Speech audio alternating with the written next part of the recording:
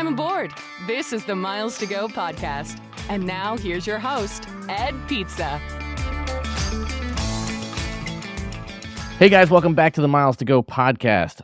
I am at home for a second straight week, and after getting ridiculed by Mr. Gary Leff with my buddy Summer as well about the fact that I don't invite them on the podcast enough, mere days after being ridiculed, we are lucky to be joined by Gary. So instead of just two ugly white men today, we have three ugly white men featured on the pod. Mr. Leff, first time on the video pod, but you've been on Miles to Go. Welcome back, man. I'm honored to be another ugly white man. Little known fact: the key to winning America's Funniest Home Videos is a video of three ugly white men. So we're in good running to win the $10,000 weekly prize. Is that still on TV? I don't know, but my kids watch it on Disney Plus every single night before we go to bed, and they think it's hilarious. Like the early '90s videos with the grainy over the shoulder cam. Still, it's pretty great. That's great. That's great. This is normally the part of the show where a good podcaster would tell you where you can find everybody on the show, but I need to stop for a quick minute because with Gary not being on the show every week, he may not have seen Richard live delete the Threads app from his phone. So, Gary, are you on Threads? I'm not. Okay. But yeah, no, look. Good for you. For whatever reason, I just realized yesterday I have not yet deleted the Clubhouse app from my phone. It's still there. Good for you. I did see that tweet that you said you were going to check Threads when you check Clubhouse. So I was a little unclear. I didn't think that you were still on Clubhouse, but maybe you are the one that's still on Clubhouse. No, you never know. I mean, I haven't deleted the thing, but yeah, no. I feel like we would be a little remiss, Ed. Now, most people listening to this know Gary, but not everybody. So maybe we should do an intro to who Gary is and why he's on this show. Well, we're going to do that, Mr. Kerr. We're going to do that. But first, I'm just learning who I am. I'm old enough that I had Friendster and MySpace accounts, right? Oh, I never had a MySpace account. I mean, I knew of it, but I just kept thinking, I was right about that one. I'm like, MySpace will go away. And so I just bypassed that one. But I've been saying that about Facebook for, I don't know, 15 years now. That doesn't seem to be working to my benefit. So as part of the normal intro, since Mr. Kerr doesn't remember how these things go, you can find all of us on social media. You can find our guest, Gary Leff. He is at Gleff, Gleff, on all of the major channels, except for... No, Gary Leff. I'm at Gary Leff. Everywhere. I keep thinking about the old Flyer Talk days. All right. Now Jeremiah gets to cut audio. No, you leave that in. That's funny. I'm just so stuck in the old Flyer Talk days. All right, so you can find him at Gary Leff on all of those social media channels except for Threads, but maybe still Clubhouse since the app is on his phone. You can find him at Kerr Points, and you can find me at Pizza in Motion. You can also text the show or leave us a voicemail at 571-293-6659. And as Mr. Kerr said, maybe a brief intro, because Gary was the very first blogger I ever met a million years ago, back in 2002 in Georgetown, I'm guessing. I think that was it at that Five Guys opening. So You've been the OG for a long time, Mr. Leff. So why don't you give folks a brief history of how long you've been doing this? Yeah, I remember meeting you at that Five Guys in Georgetown. I remember that you cooked burgers for everybody and poured wine, and that very Ed Pizza. I would expect pretty no less sure out of that story. Other than me, nobody tipped. So you are 100% I'm usually correct. In a true Flyer Talk event, you were the only one who tipped. I'm usually strongly anti, tipping, but if somebody is giving me free burgers, the servers, and they're suffering through a whole bunch of miles and points people, they deserve whatever they can get. You hosted Flyer Talkers at a Five Guys with free food and wine? That sounds like a dumpster fire waiting to happen. And it was good wine too. And to be fair, I remembered Gary more than I remembered you the first time we met, Mr. Points Jock, at the happy hour. Gary, I went up to Ed at happy hour he was hosting in Georgetown or somewhere in DC.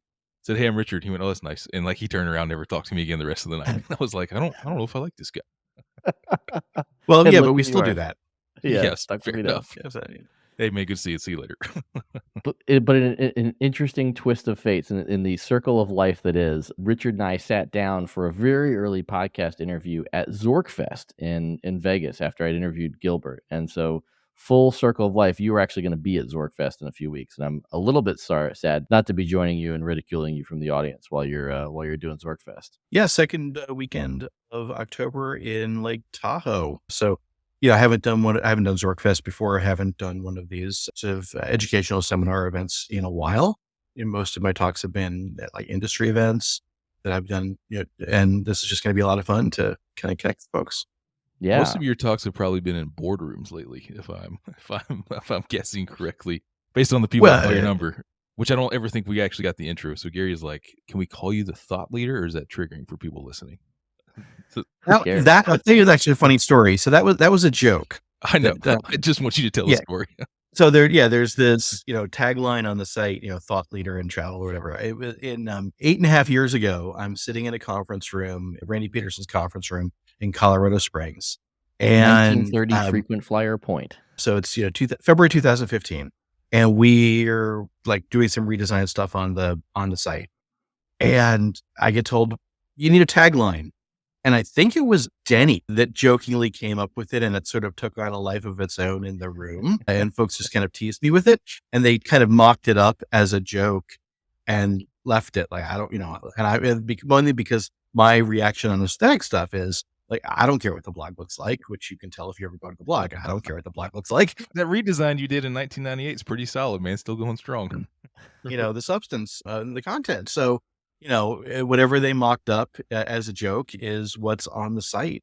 And so that's just like the reason that's there. Oh man, I like people give you crap all the time about that. It's got to be hilarious knowing that it's a joke. So everybody else is now in on the inside joke, and you know that he's just kidding. Even though, in my opinion, you are the thought leader. So that's where the irony really comes full circle for me. Well, if you can picture it, the reason why we had Gary come on today was shortly before he was ridiculing me for not inviting him on the podcast. If you can envision Ed at Dulles Airport on the other side of the glass, peering into the Capital One lounge as all the really important folks were getting the tour. I was the guy on the outside that didn't get invited. I'm like, ooh, is that food? Ooh, is that drinks?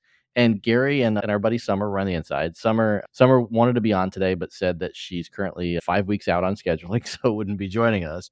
So Gary gets to tell us what it was like to be in the second Capital One lounge. For folks that may not have heard, we've talked about a bunch in the show, but these are, this is the second lounge, and accessed, generally speaking, by being a Capital One Venture X card holder, and due to open soon.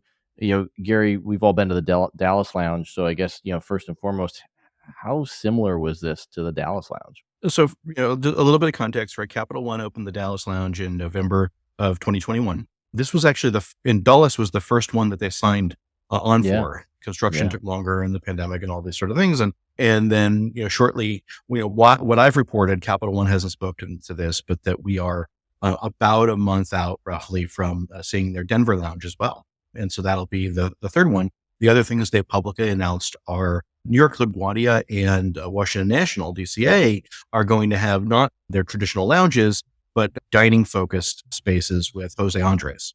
And so we haven't seen what that concept looks like yet, but we should see both of those next year. The Washington Dulles space is the base of the old control tower, Dulles Airport. Now, by old, I mean it was like old, right? So the last thing that I remember in this space, Die Hard movies, right? Yeah, they got that. But what I remember in this space was a TGI Fridays. Yes, used to be the old food court too. Yep. Yeah. So when this got shut down when they opened the train to the other terminals at Dulles about 17 years ago. And so it's been space that's been pretty dormant since then. A tremendous amount of work had to go into it. I mean, utility work, right? Not just throwing up drywall and paint and, bringing in furniture, that sort of thing. So this is it's about a 9,000 square foot space. And I got to say, a lot of the space is dedicated to the kitchen, which is great because we're talking some really nice job with food. There's a big bar area. It's a nice food and beverage program, beverage as well. It is kind of small, right? It's a space that was available. This one, unlike Dallas, this is not going to give you a bike to work out on. There's not going to be any nap areas. There's not any shower rooms. The interesting thing about the location of this, right? It's just past pre-check at Dulles Airport. So it's in the main terminal. So it's going to be accessible to passengers on their way to their flights. I mean, anyone connecting, anyone changing terminals, you can still go there. But I think it's primarily going to be an outbound use lounge. And there's also not really the room to do a whole lot more things. You've got to dedicate this to seating because it's Northern Virginia. It's where Capital One is based. There's a lot of people with Capital One cards. It's not just venture, right? Because even the regular venture card, not the X, and the equivalent on the business side, you get a couple of visits a year to Capital Yep. One lounges. Anyone can pay in for $65. Now, I don't see that as a huge business, but it's part of the arrangement. But think of it as a really food-based thing. Think of it also as, it's right past pre-check. Now, if you're coming in the security not pre-check, you're going to be, needing to go up a level, right? Because this is on the, on the, just past the, the check-in desks and pre-check, whereas the regular security is downstairs. You're not going to probably take the steps up. That would be the most convenient thing to do, because there's these giant, do not enter signs, because it's heading to security. Yeah. So you may want to take the elevator up, and it's, to the top level, to the C, concourse level. The elevator does not currently say anything about Capital One Lounge. So if you're not coming through pre-check, it's directly in front of you. If you go through pre-check, you cannot miss it. But getting to it, if you're not going through pre-check, so if you're connecting, or if you're going from regular security, there is that little trick to it. Either just go up the steps that say do not enter. I don't think it's actually a problem, because you're not leaving the secure area, or take the elevator up. That's right around the corner from those steps.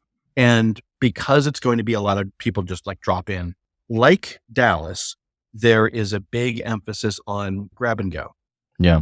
Which I really like, right? So, it's not like lounges, no outside food and drink, and you better not take anything away, where the primary thing is cost control. Let's make sure nobody takes extra food because it's expensive. They really, like in Dallas, they have the restrooms kind of near the front of the lounge. Come in, use the restroom, grab a drink, grab some food. I think that the chicken banh mi looks pretty good in that case, but there's salads, there's sandwiches, interesting drinks. And another tidbit that I picked up is that they're going to be introducing bottled water in the to-go case as well. And that'll be in Dallas too, and not just Dallas. And we're a few weeks off from that. The trick there was, it's very difficult to bring stuff into the terminal, and there are contracts that give monopolies on, there's a beverage monopoly in the terminal. So you can choose from what they've got, basically. The problem is that Capital One is not willing to do plastic bottled waters.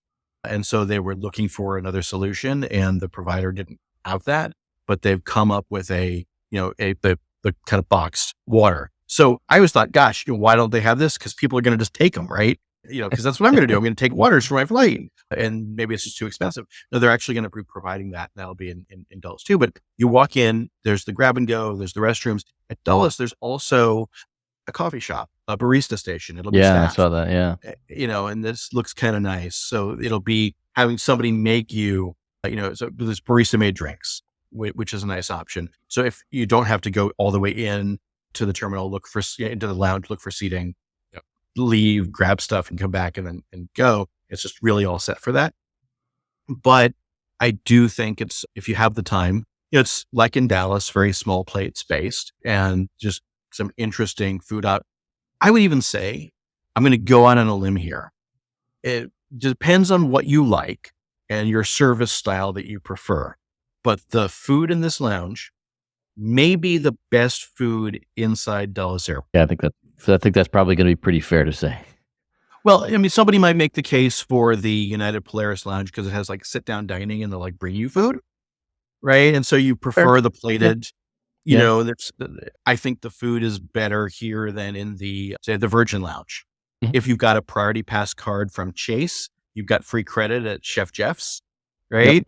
Okay. We had, I would rather eat this food. I would say that their breakfast sandwich is incredible. So it's an egg, apple with smoked bacon and all that. The brioche is phenomenally fantastic. It just all really works together. Kind of a tomato relish. It's delicious. Here's my question on those lines. Yeah. Is it here to stay, or are we going to see a Centurion Lounge decimation once they realize food cost? Because I've sat in the Dallas thing and seen the frat bros with their backpacks go to town on the grab and go. How is it here to stay? Well, here's the thing. Capital One has gotten the learning over the last year and a half from Dallas, and they've gotten, they opened this anyway, this way. It's in their home market. They're going to do it in Denver, and they're Right. doing we'll see what it looks like, but a food-based lounge experience with Jose Andres Group. So, I'm not saying what this looks like in 10 years. Okay. If you turn back the clock on Centurion lounges 10 years ago, like you don't see a lot of beef in Centurion lounges anymore, right? You don't see a Dallas. lot, you don't see a lot of protein in Centurion lounges No, anymore. that's the thing. You don't see protein in LaGuardia. Yeah, Centurion Lounge. Dallas used to be, like the brisket was really good. This, because the Dean Fearing chef, and they did this like local brisket thing. Yeah, they don't do that anymore, but they're still in the space of spending money to build up this product, right? They're not in the there's some optimization on the product around cost, right? They cut back on covering the non-lounge experiences with their priority pass with Venture X, right?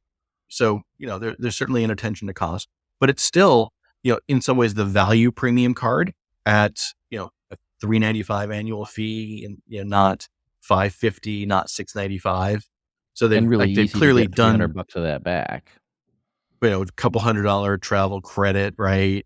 You get the priority pass, and the lounges are nice. There's just not a lot of them yet.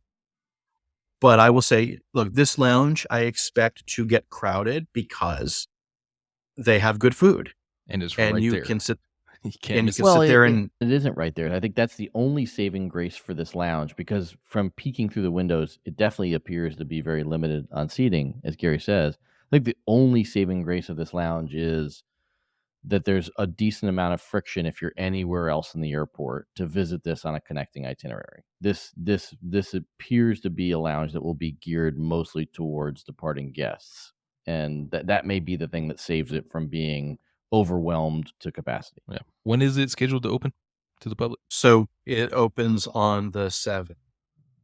So the day after this episode drops. The day after Right. I'm in Dulles. Perfect. Love it. Love Is it. that right? Perfect. No, I'm not in Dulles. At least not that I'm aware of, maybe. The coffee Yeah. service thing to me is interesting, because United has done this at the small satellite lounge that they have in Denver, and I think it's one of those things that I've heard Gary romance about coffee over the years. You have definitely have a much higher appreciation for it than I do, but coffee is very habit forming, and I think especially for airport people. I've seen plenty of reports on Starbucks and lines and where they want to be in airports and positioning. So when you say that this is going to be an offering at the lounge, I think that's definitely going to increase this routine factor for folks who depart from Dulles. But I mean, you guys have all traveled through Dulles. If you were in the D terminal, would you want to come over to this lounge if you had a 45-minute to an hour connection? No, I mean, you get on you take the escalator, down, you take the train, you got to go up and like do the thing back. And if you're in the D terminal, okay, you're flying United, and you got to show up at the gate early for the boarding pens, right? Unless if you're 1K Global Services, I get that you sort of skip the thing, but but even if you're just like a flying first class and you're gold or something, you get in these boarding pens. Otherwise, what's the situation with your overhead bin space? Yeah. And so, no, I mean, unless you're doing a long connection, you're probably not doing this, right? So that will limit it, but it is a smaller lounge than Dallas. Interesting. I find it very interesting though, how they handle lines in Dallas, because it's very different than the crowded Centurion lounges, and it's different than crowded Sky Clubs. Yeah, there's a line to get in, but where they've got the dial set for what they consider at capacity is different. So once you get into the Capital One Lounge in Dallas, there's actually plenty of seating. It doesn't feel overrun. You're not strategizing, running around or hovering over people that you like think are going to leave to take their space the way you would in an Amex lounge or a Sky Club that's, at capacity and they're waiting. So they're more likely to have a line. The line might even be a little bit longer, but that once you get in, you're still getting the lounge experience, at least in my experience in the D terminal in Dallas. And they tell me that is intentional on their part. Yeah, the only thing I see about Dallas specifically, and it remains to be seen if this is where Dulles will end up, is that to your point, like I've always been able to find a seat when I get there, even if I had to wait in line. But if you're looking for, say, 4 seats together, that's something I think that I've seen dry up a bit the last couple times I've been to DFW, and it could have just been the times that I was there. So Yeah. I do wonder how families will fare finding seating as these things continue to grow. Yeah, I guess I've been lucky the last couple times that I've been there that I haven't had issues with seating for my family. But crowding is an issue. Look, for any lounge, people are going to come, and more people are going to bother to come than you think, and they're going to stay longer than you think, even building in an expectation that more people are going to come and they're going to stay longer. Like, you give free food and the food is good, right? And the drinks are, generally pretty good. They actually have also premium drink offerings that you can do at an upcharge. Buy a split a Krug for, $150 if you want in the lounge. Not cheap. I told them they need to at least let people redeem their points against that, which they don't have today. They are also on the crowding thing, building into the app, whether or not there's a line. And I think they're looking at, what that expected wait time may be. I'd love to see virtual queuing, so you want to you kind of get in the line as you're headed over, right, from the other terminal. Super curious to see if that's going to be accurate, because the one in the Amex app is never accurate, at least for the LaGuardia one. I mean, the telephone hold times with American aren't accurate. They, I don't know if who's any good with this, right? It's fair. All right, last question on the lounge. I think we've hammered that one. Do they still have the cake pops that they had in the Dallas lounge that they hand you when you leave? So in the Dallas lounge, they still have the cake pops. I expected that was going to be just a thing, at opening. So I've been surprised that's continued, right? When I was there, we didn't have cake pops. They did have branded chocolate at the, branded chocolates on the way out the door. So, that's it. D- Capital One failed on the cake pops. Yeah. Dropped the letter grade. Too bad. I do like the cake pops. Don't they have a little like QR code for the survey on them? I think that's their subtle way to get you to review the lounge experience. So we had a bunch of topics that we were going to try and cover with Mr. Leff, and then as is usual for Mr. Kerr, he decided he wanted to take things a little sharp left-hand turn. So he wants to pick Gary's brain on a few things. I will say, just briefly, want to touch on one thing that we forgot to do. Well, not we, I forgot to do. Well, I want to note, for folks who want to support the show, in the show notes, you'll find a link to our Slack community. That's sort of like our version of Patreon. You'll find interesting chats going on there. We have weekly happy hours where we get together on Zoom and talk about any questions that folks have. And we have some pretty cool giveaways coming up, including, if I can get all the details worked out, going to be giving away United Club access to one person for a year. So cool stuff coming up. Well worth it. So Speaking of, I got to do a quick update on our story last week. So Gary, I met the 1K. Well, that was why I wanted challenge. to do that. Was why I wanted to do Gary's status update, because I really wanted to ridicule you for United Silver. But yeah, come on. All right, so last week, literally live recording the podcast, and I finished my status challenge ended. The trackers both showed completed on PQPs and PQFs, and my account was downgraded from 1K to silver. So I was a little bit upset about that. So right after we got off, this happened like literally while we were recording. So right after the show, I called, and I had the most aggravating phone call I think I've ever had in 15 years of calling the airlines, where the agent saw the tracker that saw both of them complete, but at the top was a message that said, "Thanks for participating in the trial. You didn't complete the requirements. You've been downgraded to silver. Thanks for flying United." And the agent was just refused to address this any further. It was like, "Yep, I see you met the tracker, but the message at the top says you didn't meet it, so I'm sorry, you're going to be silver." And I was like, I just quick reality check here. You see exactly what I'm seeing. And she was like, "Yes, sir, I do." And I was like, "Okay. So how do we escalate?" She's like, "Well, there's nothing I can do because it says you didn't meet the challenge. Is there anything else I can do for you today?" And it's like, it was like, who's on first conversation, literally Abbott Costello for 10 minutes. So I was like, okay, you know what? Like, it's fine. Just call back, try it again. Another agent said the same thing one time. And I was like, that's it. I'm hanging up. Waited till the next day. Ed was like, "Hey, just give it a few days." Didn't update. I believe I did say that. Yeah. Email, it's still silver. And I was like, okay, I have to book work flights for the first 2 weeks of September now. I'm not booking United if I'm silver. So like somebody needs to rectify this for me. So I emailed the 1K voice email that a lot of people are big fans of, and they came back in 12 hours and they fixed it. And I am indeed 1K until January of 25, because I did fly all those segments and I did spend all of Bilt's money with United in order to complete this challenge. So yeah, all well, although again, this is very simple IT logic, and they just need to go ahead and fix this, because again, if you didn't, that 1K voice email is not populated anywhere. So somebody new to United doing a status challenge that doesn't know about that and called twice and got this response, they would probably be like, "Fine, forget this. Like, I just spent all that time and money with you and you're telling me to pack sand." because of a simple IT issue that can really easily be fixed with a couple lines of code. I was absolutely maddening. So that was my story Yeah. from last week. But I am 1K until January of 25. Airlines generally, I think, are really bad at managing their status challenges. If you've got a live prospect to be a really good traveler, you ought to be having so multiple communications during the challenge. Like not just have Progress the updates, person yeah.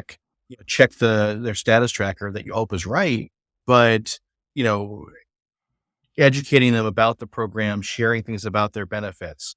The only experience I can think of that was done really, really well like this, American, I want to say 11 years ago, maybe it was 12 years ago. So during the time that United and Continental were merging their systems, right? So the PSS cutover debacle, American was offering status matches to United 1K, and historically they hadn't matched to Executive Platinum. They used to do these challenges only. They did these matches, and then as a follow up to people who matched, they sent a couple Club Lounge passes, and then they also separately sent free Wi-Fi passes because back then American had Wi-Fi and United didn't. How's that different from today? Yeah. But the idea was like, let us introduce you. Let us show you the difference. Let us show you what we offer to experience American. And so there was a actually concerted multi-step effort that was regimented with folks that they were matching because these were high value customers they wanted. And it's almost an afterthought, I think, at most airlines. It shouldn't be compared to because it's like not that expensive to do if you do it well. So I think it's an opportunity for improvement across carriers. Yeah, I would agree. And I think, we've all seen Mark's status matcher business. And I think we were just talking this week about having him on to talk about some of the airlines that he's working with. I did have really good experience actually getting Frontier's top tier status, which I still think is maybe the most underrated status in the United States, especially if you have a family. Really interested in even stuff we're working on now at Bill, hint, whatever you want to call it. But the opportunity to make this very smooth would be very interesting. Look, when I've talked to the Frontier folks, they're like, look, I don't have lie flat seats to offer you as an enticement, right? So we've got to load up on this other stuff. Mhm. And if Frontier as where you live and the product works for you, incredible value.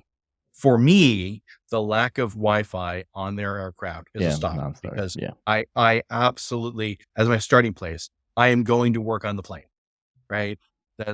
That's just, I'm looking for somebody that offers that. And so I'm not considering something outside of that. So it's not going to work for me. I would do Spirit before I would do Frontier, right? Are you still working when you're a concierge key and they kick somebody off the plane to put you in the middle seat of the back row of economy? Are you still working on your laptop? I am. I might be bribing the person in front of me not to recline. So first, for listeners who don't know, readers, I know I am no longer a concierge key. I was an accidental concierge key because December 2021, there was the Simply Miles offer, which I racked up 7 million miles through. And part of American's new way of looking at customers, it's not just your spend on tickets, but they were looking at concierge key for revenue generated through the program. And all of a sudden I was, came to the top. And so they made me a concierge key. And then when that revenue rolled off in the look back period, I did not get renewed. So I had a brief glimpse of the service, and I genuinely miss it because I did have the opportunity to book onto sold out flight when my flight was canceled. Actually, I was hanging out with you in South Florida when this happened to me one time, right? And I wouldn't have been there if they hadn't done this.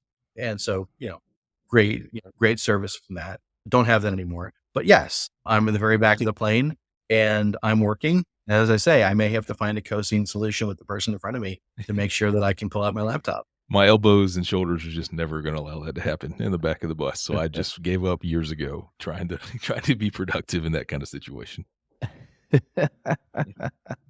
Look, I write stuff, I'm writing stuff or I'm doing work, in the back of a cab or an Uber. That's the only thing I can't do. That's the only thing I can't do. I can work great on airplanes, but I get just enough motion sickness in the back of a cab or an Uber that I can't write for very long. God bless you for being able to do it. Okay, can I ask Gary my probing questions now? You could ask Gary your probing questions, keeping in mind that not we all, two of you have a hard stop. So you'll have to curtail and wait. You'll have to invite Gary back for more probing questions, but go. You said curtail. That's funny. All right, so Gary, you've been blogging since 2001, 2002 is when Yeah. 2002. And by the way, if you haven't noticed, Gary doesn't forget anything. He can reference by year and month the time anything happens. So I routinely use that to my advantage and text him like, "Hey man, has this ever occurred?" He's like, "Yeah, December of '05, this happened." And I'm like, "How the hell do you remember that?" But you've been blogging for a super long time. And coming from the community management side myself and seeing people just always only write me very nice notes and emails and always appreciating my work to the fullest extent and never being mean to me, I would ask you about, what life has been like over the last 21 years, right? So first question is, what is your most memorable blog post and why is it the most memorable out of writing for 21 years? Yeah. So I started in May of 2002. If I really were to go back and say, what is the most memorable? I mean, it's hard to say the most, but I can give you a couple quick ones. So this goes way back to when TSA was not yet part of Department of Homeland Security, when it was part of DOT. And I produced Impeach Norman at a bumper stickers. I remember those. The tagline, liberty and security, not bureaucracy. And that went strangely viral, like all over the world. And I was fulfilling these at cost in my office at work at night. And I'm like sending these out in my office, like mailroom. And I'm doing like thousands of these bumper stickers. Some of the best deals have been the most memorable. Alitalia once published a $33 plus tax instead of $3,300 plus tax business class fare from Toronto to Larnaca, Cyprus, where they completely messed it up. You could only book it through Orbitz and they canceled everybody, but then Orbitz's lawyers got involved because they required an airline to honor fares that had been entered into their system. And so not like because of an obligation to the customer, but an obligation to Orbitz. And then the customers, their itineraries were getting rebuilt, but involved code share segments between Italy and Cyprus. And in some cases, they didn't have the inventory to rebuild them. The other thing that they were doing is they refused to honor stopovers as part of this. So they were rebuilding on different dates. So now people had itineraries that were different than what they booked. In some cases they got to Cyprus, but they were then flying back from Italy. They couldn't get back to Italy. We called them the swim team. And so finally Alitalia assigned one person in New York, Nicolo Similuca, to handle all of the tickets booked under this error fare. Now, this was something that was posted originally on Flyer Talk. I wrote about it too. So there was, discussion on my blog as well. But I talked about okay, here's how my call is like with, Nicolo. I wound up talking to him 25 times because everyone in my office booked these tickets in some cases. Come to my office, right? And I would sit down and plot out because what they ultimately allowed you to do is rebook to anything that you wanted. You could change the dates, change the season, change the cities. It didn't matter. As long as you, connected through Italy, you eventually touch Cyprus. You could have unlimited stopovers in Italy, right? Whenever you wanted, provided there was inventory in the respective fare classes. And so we plot this out. We called Nicolo. They were paper tickets because it was Alitalia and Cyprus Airways. But in Cyprus Airways, because it was under an Alitalia code, you could credit those flights to Delta. I mean, it was like a crazy thing. And so, yeah, it was that. But some of the early deals that we don't see anymore are probably among the favorites. The precedent seems to be set that if an airline is going to cancel an error fare, that they're not going to honor it. And I think the DOT has come out in kind of support of that. So, I mean, is the error of the error fare dead, in your opinion? So the era of error fares has been mostly dead for U.S. airlines, although not entirely, for the last 14 years when the Air Tower Publishing Company really started rolling out tools that helped to prevent some of these things from going out into the wild. And so most of the error fares that we've seen, 90%, have involved carriers that may have access to these tools, but don't actually train with them, or they release people onto their pricing who don't pay attention to things that they should. So before the Obama DOT, there wasn't a rule requiring honoring error fares, and yet we saw them honored quite a bit. What then happened, so the Obama DOT came out with a rule against post-purchase price increases that required airlines to honor these error fares. And the DOT then later backed off of this and said, look, as long as you're going to cover any costs incurred in reliance on the fare, you can cancel it when it's an error. But there's no guidance about what constitutes an error. And so sometimes it doesn't always come off entirely fair. but you should do it certainly quickly. You're going to be in a better position if the airline it cancels on you quickly, which hasn't always happened. We once saw Korean do it 6 months after a fare, which was really problematic. And one of the things that spurred the rule in the first place. So now DOT said they'd rewrite the rule. They never did. They just said through their administrative discretion, they're not going to enforce anything against an airline, despite the rule that's in place, if they cancel on an error fare. Again, they don't always cancel, but there's certainly less opportunity than there was back in the day. If you catch an airfare, my advice is if it leaves in the next 24 hours, you should go for it. If not, it's going to be canceled probably. It does make you wonder too if we're going to start to see. I mean, not even 24 hours before we're recording this, we had widespread discounted award flights that Gary reported on up through India, and then there were United flights you get all the way to Mali if you want to go to the Maldives for prices we haven't seen forever. Yeah, and it was widely available, and so I do wonder if we'll hit an era where those will start to get canceled after the fact as well. Well, there was a time when United published error award fares through Hong Kong, and this was 8 years ago, and they canceled those.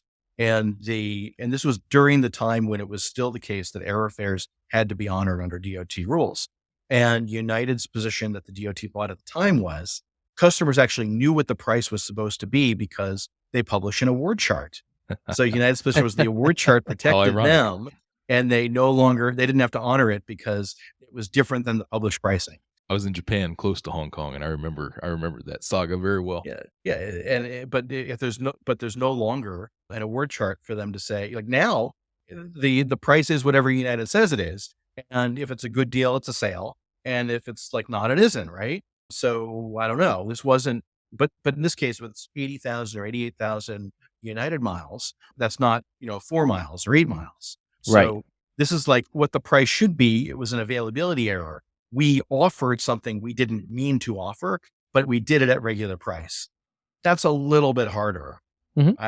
I wonder if DOT is going to be super sympathetic, other than to say that, DOT doesn't usually enforce much against frequent flyer programs. DOT's own inspector general has said that they fail to enforce their own rules when it involves frequent flyer programs. So like DOT ignores the law, so maybe they could get away with it.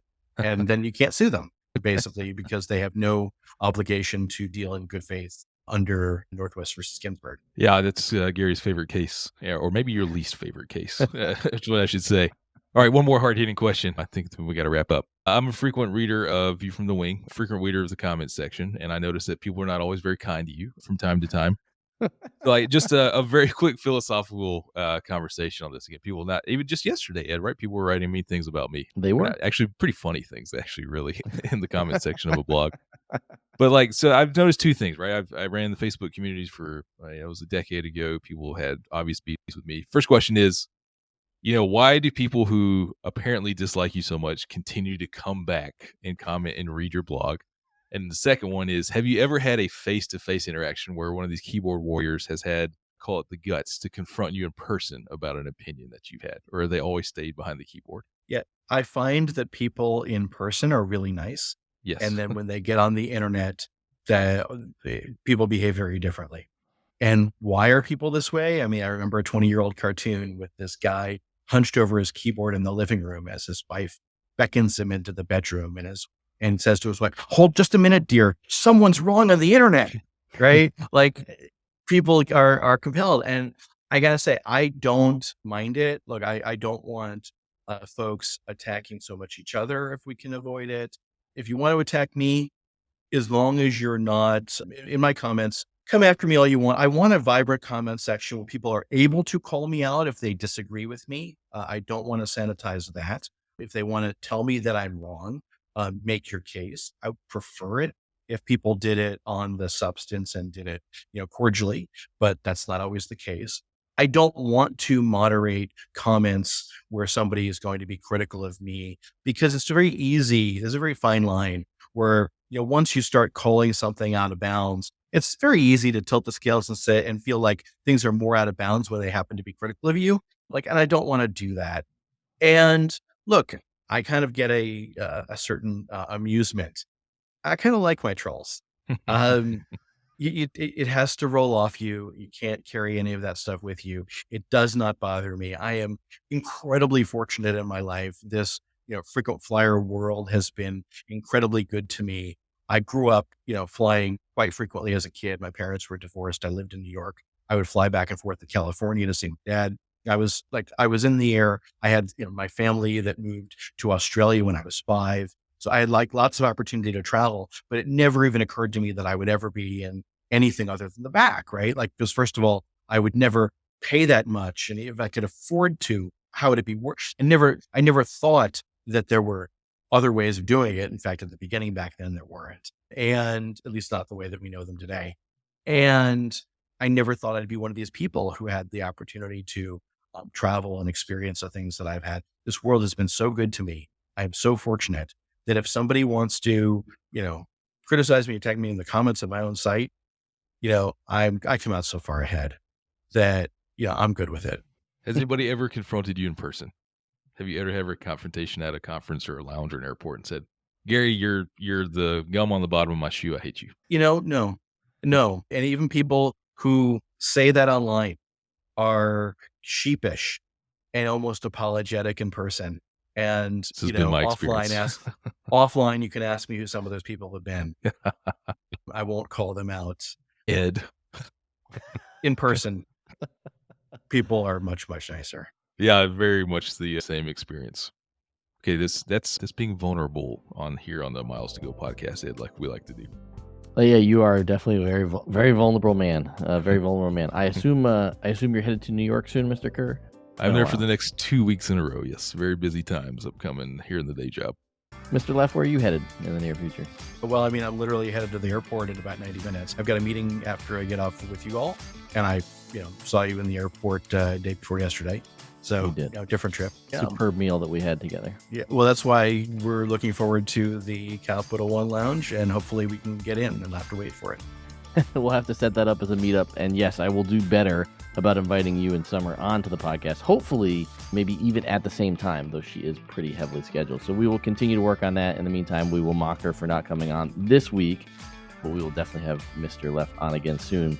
Winter travel is starting to ramp up. I got a whole bunch of trips to book, including trying to figure out how to get to Lisbon in a seat that lies down flat.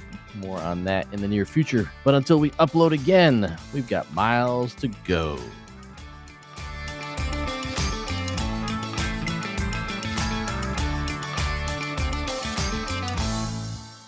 I kind of like my trolls.